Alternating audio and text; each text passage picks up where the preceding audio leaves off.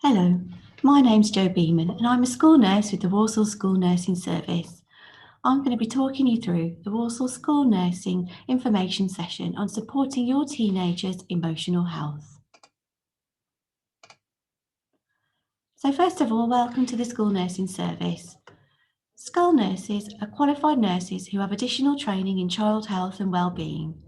We work in a team with staff nurses, nursery nurses, support workers and administrative staff. As a team, we support children and young people from reception age up until their 19th birthday. Young people who have disabilities or additional needs can access our service until they are 25 years old. We provide advice, support and help with a range of physical and mental health problems. This includes keeping healthy, immunisations, emotional health, weight management, sexual health, drugs and alcohol, smoking and lots of other things. So how can you access the school nursing service? So we operate a single point of access.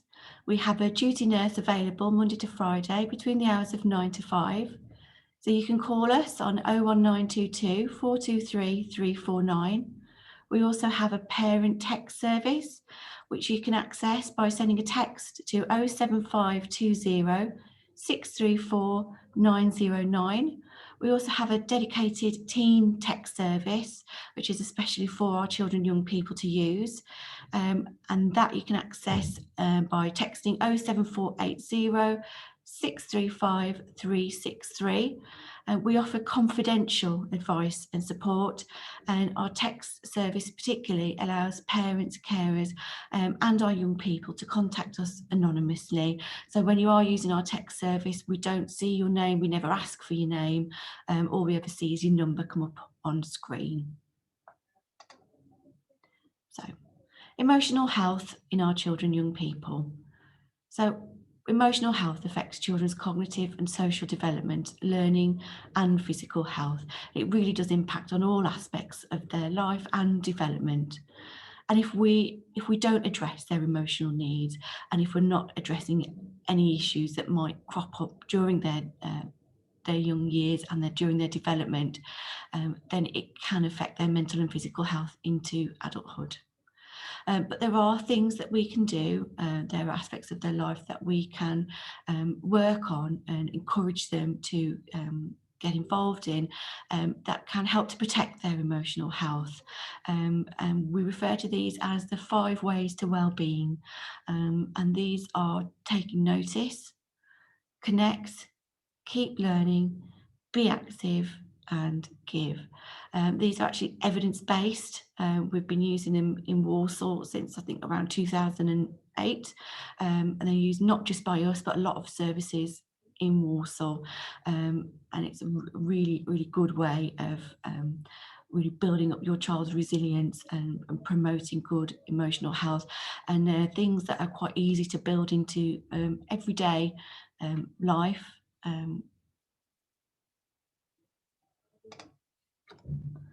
So emotional health and adolescent development. So yeah, it's once thought that brain development happened when children were very young, and then that was it. Their personality, who they were as a person, was kind of set in stone, and that no change could happen later on. But we now know that that is not the case, and that we do have a second window of opportunity, and that is adolescence, and it is another very important time for brain development. That is between the ages of 9 to 14. We have a surge in development of neurons, and these are then pruned away during development. So neurons and pathways that are used, things that we're encouraging our children to do, are going to potentially stick, and things that they're not, neurons, pathways, cells that they're not using, are going to fall away, and that's called pruning. So it's a really good time to reshape thinking, for learning, for growth, and really for instilling good habits. So if we can get our young people building good emotional health habits into their lives at this point, there's a good chance they're going to stick. So we're really setting them up for some good emotional health now and into adulthood as well. So fantastic opportunity here to do some real good for our young people. So school nurses, we've developed a resource for our young people to use. We're calling it Think, Time, Talk. And what we've done with this is taken the 5 ways to wellbeing and kind of grouped them into 3 aspects in kind of hope of making them more memorable, and kind of easier for people to include in their everyday life. So the aim of this really is to support children and young people to stay healthy, to get those habits in before we start seeing any potential difficulties or issues coming along. We know that adolescence is a very difficult time. We know that everybody at some point in their life is going to be facing stressors, there's going to be challenges, there's going to be difficulties, there's going to be things that potentially make it difficult for us to maintain our emotional health at a good level. So if we can get these good habits in early, we're going to be giving our children and young people a good chance of maintaining good emotional health. We're going to be giving them the skills that they need to keep themselves well. So that's the aim of this resource. So all of those 5 ways to wellbeing have been built into this, and there's a few extra sort of bits of guidance as well, just to kind of to build on that as well. So there's 3 sort of sections within the resource of advice and guidance that come with under Think, under Time, under Talk, and at the end as well there's a wellbeing action plan. The aim being with that is that while our young people are feeling well, they can maybe have a think about how they might recognise when they're starting to perhaps struggle a little bit, what they can do to make themselves feel better when they are starting to struggle, how other people might be able to help them, how other people might recognise when they're struggling. It also gets them to maybe think about things that they can do every day to implement the guidance that we've given them. So what can they do to start putting these 5 ways to wellbeing into practice really on a daily basis. But we'll go over that in more detail when we get there. The aim being then that they've got this plan. So if they do start to struggle, and when people do start to struggle, it's more difficult to think clearly. It's harder to find that motivation to help yourself and to seek support. So the aim being is you've got that plan ready. And if you share that plan with others, they've then got that too, and they know how to help you. So we'll move on and we'll start looking at the guidance within the resource. We have got some hard copies of the resource. We've also got electronic versions.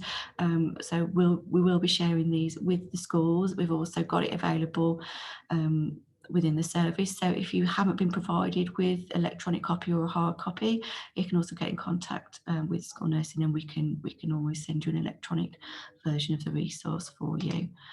Okay, so the first page of the tool is around thoughts. It's called Think. Think positive being the focus really. The idea behind this is that our thoughts and the way that we think has a huge impact on our emotional health, and that really is true. It can be all too easily sometimes to fall into very negative patterns of thinking. And that it's really important that we recognise the difference between thoughts and facts. And if we are having repeated negative thoughts, they're going to influence how we feel about ourselves, they're going to influence our mood, and they could potentially then have an impact on our emotional health, which is what we want to avoid. So what we want to do is help our young people to recognise when they're having these thoughts, and get them to challenge those thoughts and perhaps look for evidence to support them, which they're not going to find. So examples might be, nobody at school likes me, or teachers all think I'm thick, and they're going to look for evidence and they're not going to find it. Okay, so you might help them to challenge those thoughts. Okay, so how do you know that's true? Okay, so what if you ask your teacher, what would they say? And there's no way that the teachers could say, oh well, yes, I think with it. Well, actually, your teacher would give you a balanced view and say, okay, well, perhaps you didn't do as well on that, that last test, that last exam. but there'll be reasons for that, and they'll get more balanced view. And the aim is with this is that they give themselves a fairer evaluation, and they're getting an understanding of the fact that yes, sometimes that we might have bad days, we might make mistakes, but that's part of being human, and we all do that, and we just need to learn to be kind to ourselves. We need to learn to accept that part of ourselves, and that kind of that's part of growth, really, and that's part of learning to do better, and that you can't um, you can't be good at everything. I suppose it's just part of learning to develop a fairer, more reasonable perspective of yourself. So, and I suppose coming into that is being kind to yourself. So recognizing your strengths, and it might be okay. So you're not amazing at that, but okay, you can't be amazing at everything. Nobody can, So you could ask a gold medal winner in the Olympics to do that maths quiz, test that you've just failed. Are they going to do it? Are they going to pass? No. But does that make them a rubbish person? No. Look at what they've achieved. So it's about recognizing your strengths. Okay, that might not be your thing, but okay, it doesn't make you rubbish entirely. You're going to have strengths. Everybody has their own strengths, and it's learning. It's helping them to look for their strengths, so that you're not focusing on the negatives. Let's find your positives. Okay, and taking pride in those achievements, so celebrating them, and encouraging them to feel pride in themselves. And some people do find that very difficult, but it's really, really important for our self-esteem, and turning self-esteem is really important for building our emotional resilience, and that they are encouraged to feel proud of things that they have achieved. And it might be something that's not that it doesn't have to be something that's comparative to their peers. It's an amazing achievement. It could be something that for them has taken a lot of effort, or for them that they were particularly worried about, but for them it's really important. So it's about their individual journey, and it's about looking back to where they were yesterday and where they've come from, and that's really important as well. So it's not about them comparing themselves to their peers, and their achievements to what their friends are achieving, but their achievements from where they were and what their journey is. So that's really important. And yeah, it doesn't have to be an achievement. It doesn't have to be a success. It can be for trying, for making an effort, for making a step in the right direction. A child perhaps who's been struggling with a particular aspect of their life, had perhaps been avoiding that, just making a step in the right direction. So perhaps somebody who struggles to make friends, struggles to talk to people, perhaps they've gone and approached somebody and had that conversation. Okay, they might not have walked away with a new best friend, but they've made an effort. Perhaps it went wrong, perhaps they went up and said hi, and then it just went disastrous from there. But the fact that they made that start, they made the effort, that's great. That's much better than where they were yesterday when they didn't even try at all. So let's celebrate that. Let's reward them for that. And when we're talking about rewards, it's not monetary rewards. It's not buying something. It's just, okay, what makes you feel good? What do you enjoy doing? Okay, what's your favourite movie, or what's your favourite game to play, or sort of what's your favourite meal, and then we'll cook it. We'll have that for tea tonight. What activity do you like doing, or something like that. It's just, and the fact that they're having that because they've tried, because they made an effort, it makes a real difference. Another thing relating to thoughts, that's really important is encouraging them and supporting them to be able to take a break from their thoughts. The thoughts can be really overwhelming at times. For our young people, they have so many things that they have to worry about. They're trying to find their own identity. They're worrying about what their peers think about them all the time. They've got all these new relationships going on. They've got the changing relationships at home, exam pressures, where they're going with their lives, how they're going to find an outfit for their night out, all these things going on. So there can be lots and lots and lots of thoughts going through their head, and these are just, you know, your everyday thoughts. You know, a lot of our young people have got real issues that they're having to deal with as well, that we know we need to be mindful of. So these thoughts can build and build and build and build, and can become overwhelming, and that's when our young people can really start to struggle with feelings of stress or anxiety. So it's really important that we teach them how to be able to take a break from their thoughts and just have a few moments of peace. And there are a couple of things that are really good for that, and both of them are here on the Think Positive page. So one of those is a grounding exercise. So it's just taking a moment just to pause and just to focus just on 5 things you can see, and then 4 things you can feel, 3 things you can hear, 2 things you can smell, 1 thing you can taste. And just to do that for as long as it takes. And just if they are going to happen, you can't stop the thoughts coming into your mind. But what you can do is acknowledge them and let them pass. If you're going to be fighting off the thoughts, you're not going to be getting any peace. Just if they're popping in, acknowledge them and let them pass. And another thing that young people might find really helpful is just some breathing exercises, and they can actually do breathing while doing the grounding exercises. So there's instructions for both of those on there.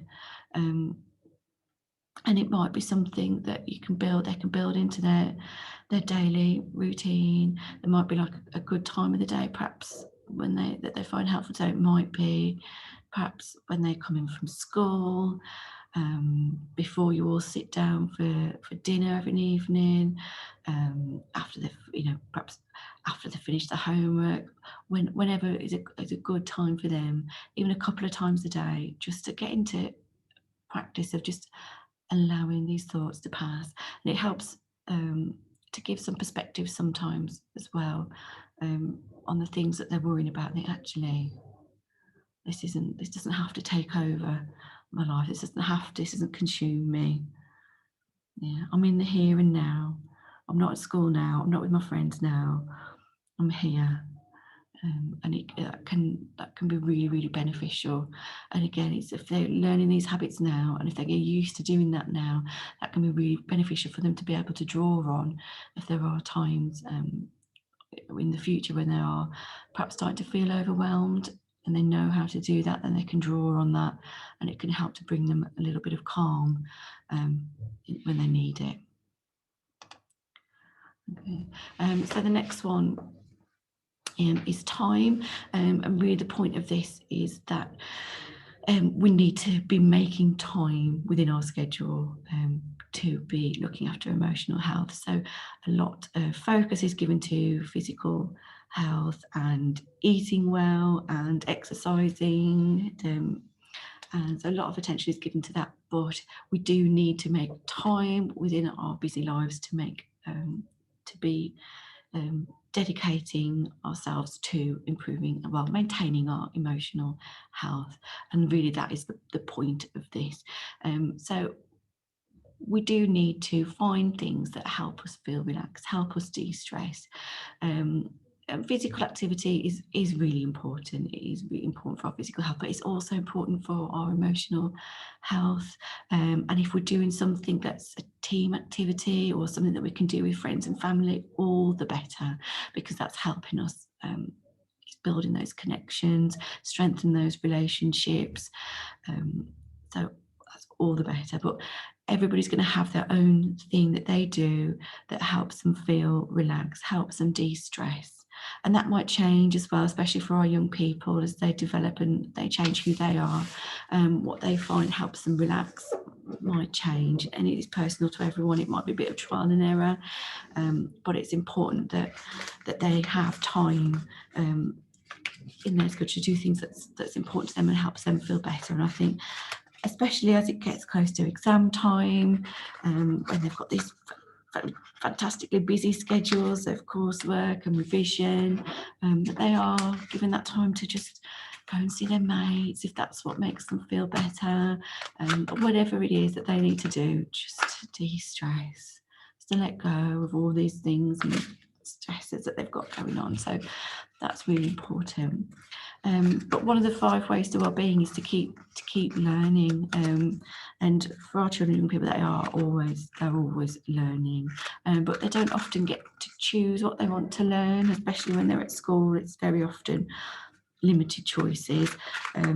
So if they've got time, encourage them to perhaps choose something that they'd like to learn, a hobby or a skill, especially if it's something creative, because that's very good at kind of helping them to get out their feelings and express themselves. So that's always something that could be very helpful.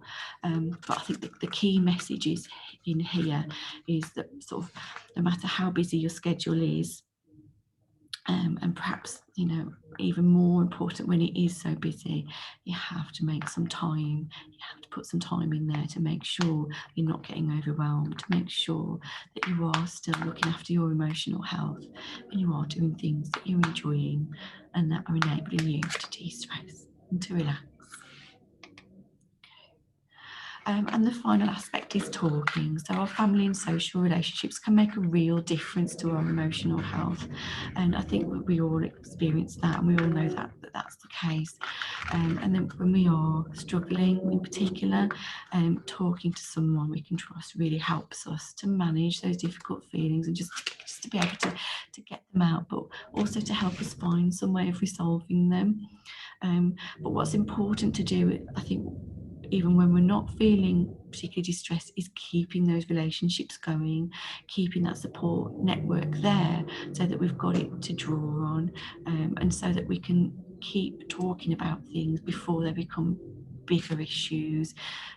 So it's important to keep that family time there, keep those positive family relationships, keep that family time, encourage sort of the friendships that children have. They've got positive friendships, encourage and keep those, support young people to keep those going. And another important part of the 5 ways to wellbeing is giving, and that is a really important part of being emotional, protecting and really our own emotional health is giving to others. So how we've incorporated this is by sort of an easy way to perhaps to give to others is kind words, and just kind of, I suppose, being a listening ear for others at times, perhaps looking out for other people, and as well as having those support networks there for you and being connected to others is perhaps being a good friend and being there for others too. And kind words to others. So, and just saying thank you and appreciating others. And just a smile in the morning, perhaps reaching out to other people that you might not necessarily talk to, noticing when other people perhaps are feeling a bit down, and perhaps making a point of asking how they are. So I think getting young people to be able to think a little bit about that, because I think we can perhaps all relate to being in that situation where we kind of maybe feel like the odd one out a little bit, or perhaps being a little bit low and wishing somebody would notice and maybe ask us about it. So that's really important for our own emotional well-being as well, is being able to be that person for someone else. So for talk, it really is just about keeping those relationships going, keeping those positive family relationships, and making time to maintain those good positive connections. So the wellbeing plan, so as I mentioned earlier, when we do start to struggle, it can be difficult to recognise, and it can be difficult to let people know, to know who to tell. It can be difficult to know what to do, or to let others know how to help us. Sometimes we might not even really know. Someone might say, well, what's the matter? What do you need me to do? I just don't know. It is difficult. So I think what we're trying to do with this wellbeing plan is get our young people to start to think about, well, how am I going to know? How will I know when I'm starting to struggle? And then what could I do to feel, what makes me feel better? If I'm feeling overwhelmed, if I'm feeling a little bit stressed, what makes me feel better? How will others know when I'm finding things difficult? Who could I talk to for support? And how could they help me deal with difficult things? But these are kind of very general things that I think is important for young people to consider, and also to share with the significant adults in their lives. So as parents, I think it's important that you can have those conversations. You might want to leave them to fill it in on their own, to have a think about it and perhaps put it on their own. You might want to sit with them and fill it in with them. But I think if they can think about that while they're feeling well, when they do start to struggle, you've got that there, and you can help start those conversations and to say, well, I can, I've got this here, and you did say that, if you're shutting down and if you're hiding away in your room, that might be a sign that you're struggling, and that you said that if that happens, then you might want me to do this. So I need to come and talk to you about this, and it can maybe open those conversations, and it give you some clues as to what to do and how to start supporting them with those feelings. And it might be something that they might want to share if they've got somebody in school that they find is very good at supporting them. It might be if there's another relative in the family. It might even be an older sibling that they might want to share. It might be that they have if they've got a few people that help them, that they might do different ones for different people. It might however they're going to find that it helps them. It might be that they want to add things in that's specific to them. There's a lot that could be potentially added in. This is just a starting point really for those conversations. But I think what would be good as well for young people to consider, and maybe for you to have these conversations with your teenager, your adolescent, is to have a look through the guidance and think, okay, so where can we fit this into your life? Okay, so where can we take time to pause in your day? Where can we fit in a little bit of family time? Because our relationships are really important for all of our emotional health, and it's important that we're able to be there for each other. We need to keep that going. So how can we fit that in? What's going to work for you, and perhaps even sitting down as a family and working that through, so that you've got that there. That's the aim of that really, is to get them to think of that when they're feeling okay, so that they can start to recognise they can maybe help themselves a little bit to begin with. They know what can I do to help myself feel better. They can hopefully pick up on when they start struggling, start to perhaps do things themselves that they know to feel better. They've got the guidance, they've got sort of the breathing exercise, the grounding.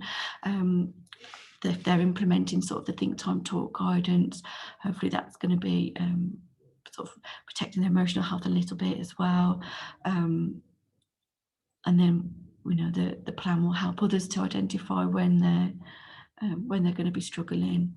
They're going to know who they can reach out to, and those people, when they do reach out, are going to know what they need to do to support them.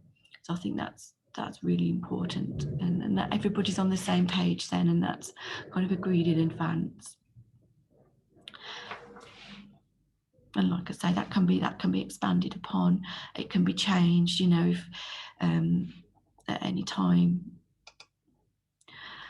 So who else can support? So it is normal for your child to feel down and worried at times. It's normal for any of us, for all of us, to feel down and worried at times. And it is important that they talk to you when this happens. And there are lots of other sources of support that they can access. So in Walsall, we have got the Kooth.com service, which is an online counselling service. So it's operated by qualified counsellors. It is anonymous and confidential. So any child above the age of 11 who attends a school in Walsall can go onto Kooth.com and set themselves up with an account. And access counselling from a qualified counsellor. There is also Childline, which is there 24 hours a day, available for children just to call up and just to offload, just talk to somebody and just get some sort of advice, support. We have our Chat Health service, which is great, text service. Children and people can text any time of the day or night. But with the Chat Health service, we are only operating it Monday to Friday 9 to 5, so they're not going to get a response straight away. They will only get a response work Monday to Friday 9 to 5. We've got Health for Teens website and the Young Minds website, both of which have got lots and lots of useful information around mental health. With the Health for Teens website, it's got lots of local information around local services, so that's a particularly good one for young people to access. Okay, so as a service, how can school nursing help? So if you are worried about your child's emotional health, you can give us a call and speak to one of our duty nurses. So again, our telephone number is 01922 423 349. That's Monday to Friday 9 to 5, or you can text our parent chat health service on 07520 634 909. And again, Monday to Friday 9 to 5. So you can text anytime. You're just not going to get a reply until working hours. We do have a webinar and a blog to help you understand your child's emotions. Definitely recommend you having a watch of that. It gives you a bit more information as well about all the support that we can offer to you and your child. So yeah, definitely worth having a look at that. That's on our Health for Kids website. If you do have any trouble accessing that, just give us a call on the duty line and we can email the link over to you. So thank you very much for listening. I hope you found that useful. If you do have any more questions or anything at all that that you need, or if you need a copy of the resource, just give us a call on that duty number. Thank you very much.